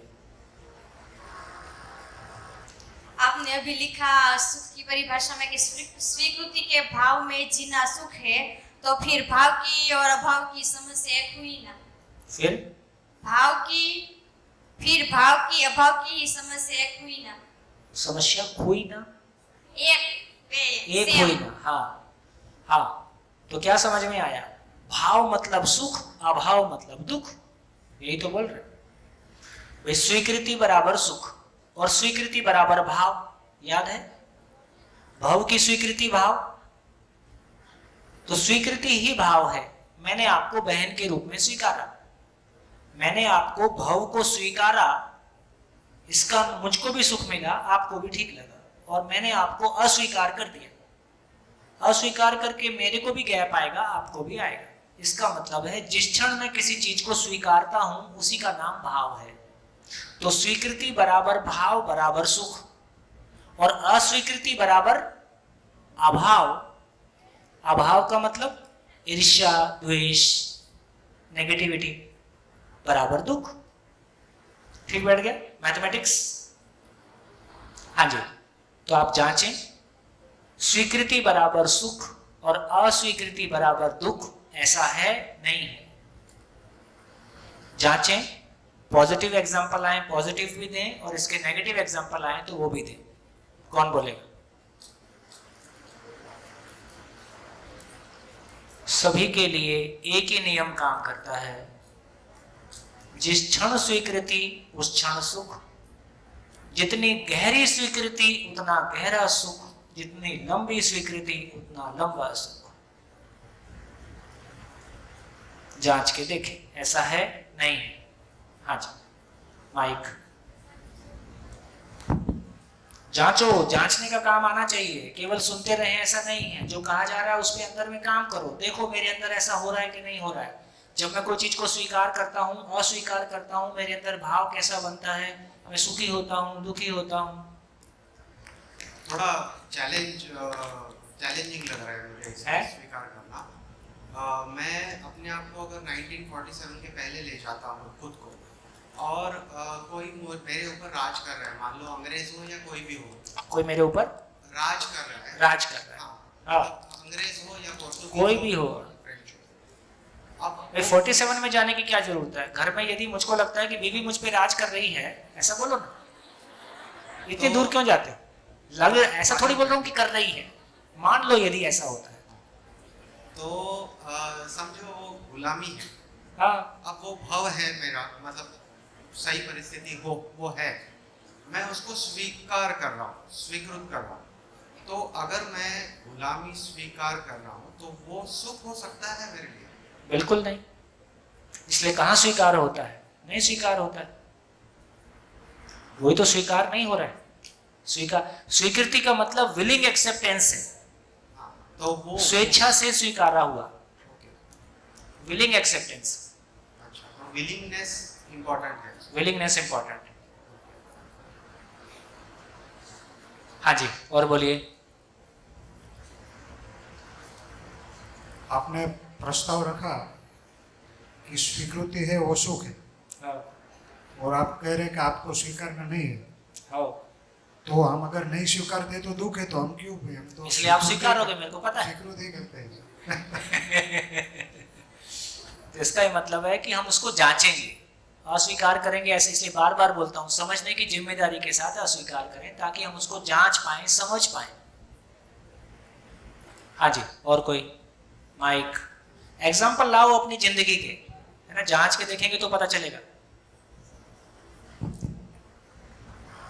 सर मेरा नाम जयेश है। मेरे ख्याल से मैं जॉब कर रहा हूँ और मेरे बॉस है वो मुझे गलत तरीके से कैसे बोल रहे हो और एक तरह की गुलामी मेरे ऊपर कर रहे हैं, तो मैं ऐसे विलिंगली कैसे स्वीकार सकता हूँ? तो कहाँ कर पाओगे? नहीं कर पाओगे, यही तो दुख है। नहीं, मेरे को स्वीकारना क्यों चाहिए? नहीं चाहिए, मैं कहाँ कह रहा हूँ स्वीकारना चाहिए।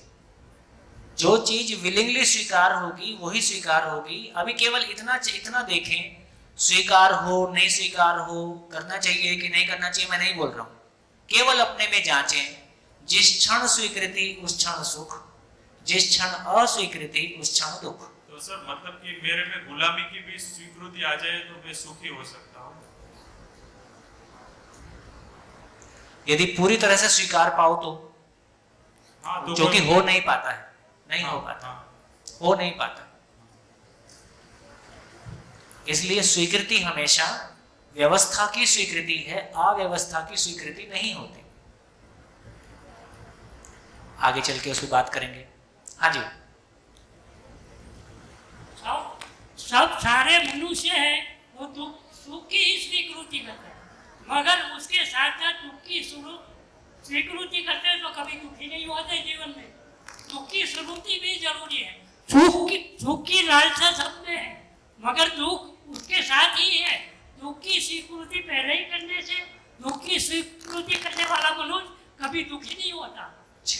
बढ़िया। हाँ जी। और अभी आप जांचने का, हाँ अभी जांचने का काम शुरू हुआ नहीं है।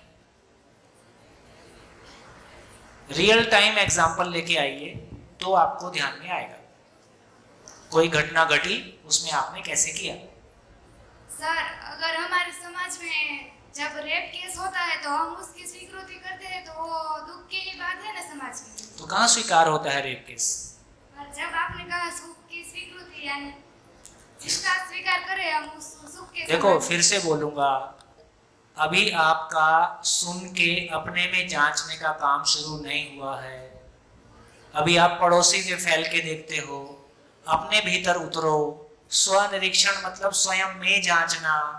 अपने में जांच के देखो कि मैं कब सुखी हुआ, कब दुखी हुआ, उसमें मैंने स्वीकारा अस्वीकारा, अपने में जांचा। कोई भी, अभी इनसे चर्चा हुई तो ये बात आ गई कि अव्यवस्था की स्वीकृति नहीं होती, व्यवस्था की स्वीकृति होती है। सही की स्वीकृति होती है, गलत की स्वीकृति नहीं होती है। उसी का नाम दुख है, पीड़ा है।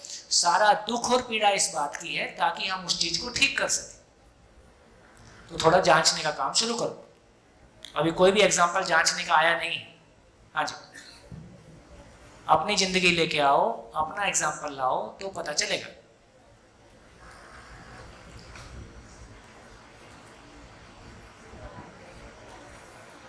मेरा नाम शैलेश पटेल है, मैं गांधीनगर से आ रहा हूँ। मेरी उम्र 50 वर्ष है, मेरे लड़के की उम्र 25 वर्ष है।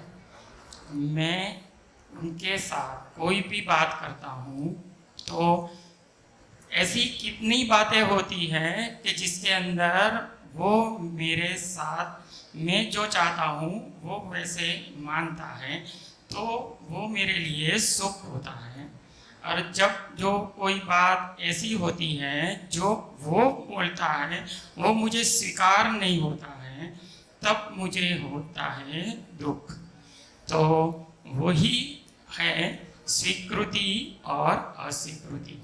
तो जो मुझे आगे बढ़ना है तो स्वीकृति लंबे टाइम तक कैसे चले, उसके लिए मुझे सोचना है कि मेरे लड़के के साथ मैं कैसा व्यवहार करूं।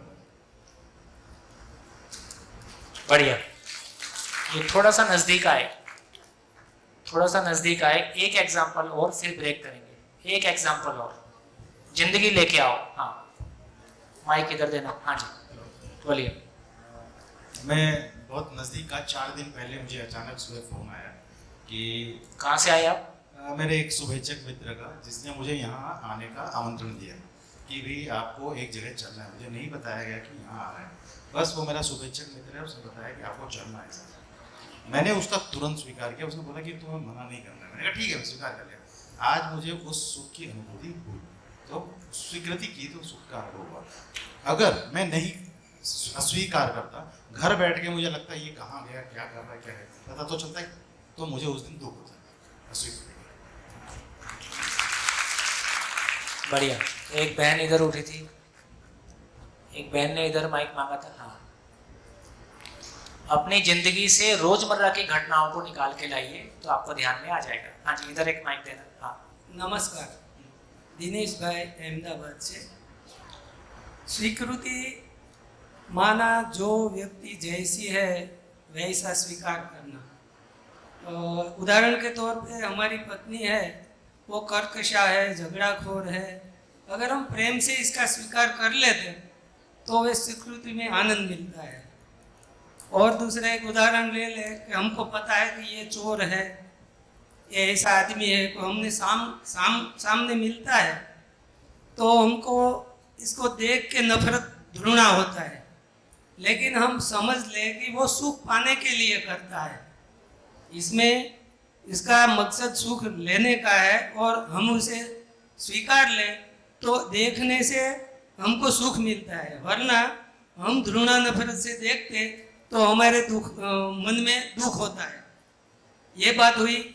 ऐसे हम प्रकृति में देखें तो ठंडी लगने से हम ये प्रकृति को चेंज नहीं कर सकते, गर्मी लगने से हम प्रकृति को चेंज नहीं करते, लेकिन ठंडी लगने से हम गर्म कपड़ा पहन लेते, उसके साथ हम अपने में सुधार कर देते, तो प्रकृति का शिकार होता है।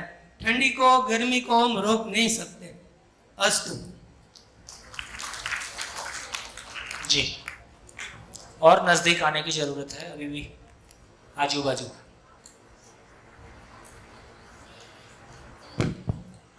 सर, मैं आपको बताऊंगी कि जब मैं छोटी थी तब बाहर घूमने के लिए जाना था, तो मैंने मेरे पापा को पूछा मैं जाऊं, तो पापा ने मना किया, तो मैंने बिना दलील के वो स्वीकार लिया, पर मुझे दुख हुआ था, तो उसका स्वीकार दुख कह सकते हैं। गुड, अब आई नजदीक। इतना मेहनत करना पड़ता है कोर में आने के लिए। हमको अपने पे खड़े होके बात करने की बहुत कम आदत है, अड़ोसी पड़ोसी में घूमने की आदत खूब ज्यादा है। ये एग्जाम्पल एक कोर में आया। फिर से बोलो, सभा को बताओ, आराम से बोलो। जब मैं छोटी थी तब मुझे बाहर जाने यानी कि घूमने का मन हुआ था।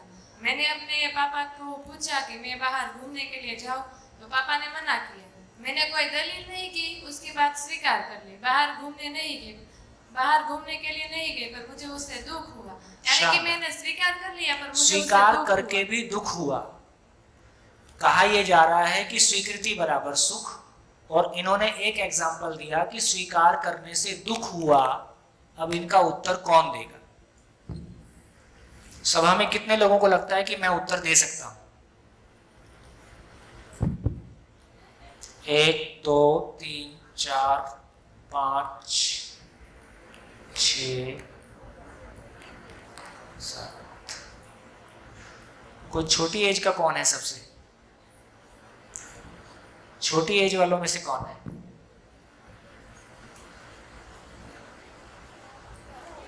हेलो। आओ। मैं 11th में पढ़ता हूँ। कौन सी क्लास में? 11th में।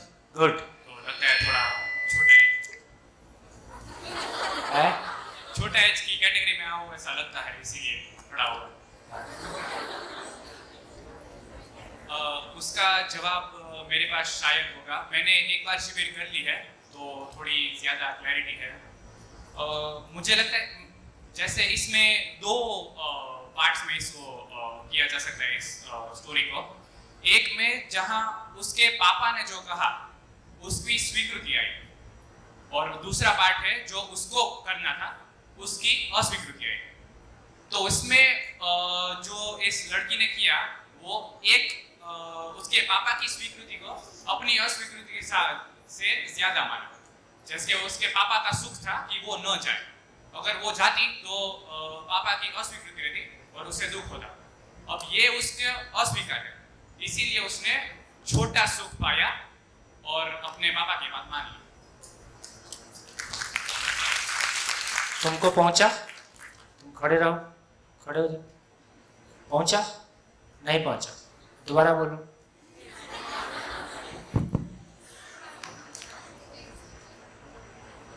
अगर सिंपल में समझाऊं तो गुजराती में अगर फावे। हाँ, गुजराती में बोलो। लैंग्वेज के कारण भी बैरियर हो जाता है। आया બે માને એવા છે નહીં, કાં તો પપ્પાની વાત આવશે કાં તો મારી વાત આવશે। સિમ્પલ ही हाँ, मेरे को कुछ समझ में नहीं आएगा तो बोलो। और उसके चेहरे पे मुस्कुराहट आ गई तो मैं समझ लूँ। અહીંયા કાં તો પપ્પાની ઈચ્છા હશે કાં તો મારી ઈચ્છા હશે, પણ હવે તારા પ્રમાણે પપ્પાની ઈચ્છા મારી ઈચ્છા કરતાં વધારે ઇમ્પોર્ટન્ટ છે, એટલે મેં પપ્પાની વાત માની અને પોતાની વાત ન માની। એટલે હું અંદરથી તો અસ્વીકૃત જ છું, પણ મેં પપ્પાની સ્વીકૃતિ માટે મારી અસ્વીકૃતિ છોડી દીધી। એટલે કોમ્પ્રોમાઇઝ કર્યું કહેવાય પપ્પાની સ્વીકૃતિ માટે, જેનાથી મને દુઃખ આવ્યું પણ એ મેં માની લીધું કારણ કે પપ્પાનું સુખ છે।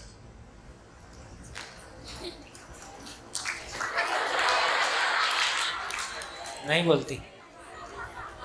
कोई और कोशिश कर दो भाई। हाँ, ये ठीक है। પરિચય શિબિર અને बराबर की बात होनी चाहिए। हाँ, गुड, बोलो। પરિચય શિબિર અને અધ્યયન શિબિર કરી છે એક આણે કીધું એ રીતે જ છે, એટલે કે એને પોતાને એમ હતું કે મારે બહાર ફરવા જવું છે, પણ એના પપ્પાને એમ હતું કે નથી જવું। તો એને પોતે શું કર્યું કે પપ્પા ખુશ થશે, જો હું બહાર જવાની તો પપ્પાને તો ખરાબ જ લાગવાનું છે, ખોટું આપણને દુઃખ લાગે અને એને દુઃખ લાગે, એમ કરતા પપ્પા ખુશ રહે એના માટે પછી મેં પોતાની વાત સાઈડ પર મૂકી। પોતાને નથી જવું એ થોડુંક દુઃખ તો હતું જ, અને પોતાની માટે અસ્વીકૃતિ હતું, પણ પપ્પા ખુશ થશે એને તે મહત્વ વધારે આપ્યું કે હું ભલે થોડી દુઃખી થાવ એ ચાલશે, પણ પપ્પા દુઃખી ના થવા જોઈએ, એટલે પપ્પાને વધારે મહત્વ આપ્યું। એટલે પોતાની જાતે એક અસ્વીકૃતિ હતી, પણ પપ્પાની સ્વીકૃતિ અને પપ્પાના સુખ માટે તે આ વસ્તુ કરી। माइक दो। अब बोल के बताएगी ना तब तो कंफर्मेशन आएगा। हाँ जी, माइक उसको दो। बताओ क्या आंसर मिला?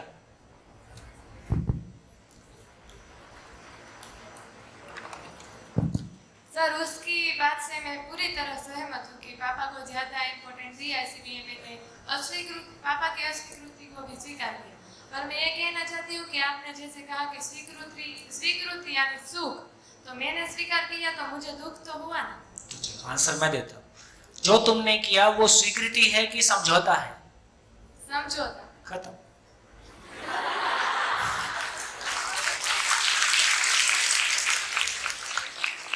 धन्यवाद, नमस्कार, फिर मिलेंगे।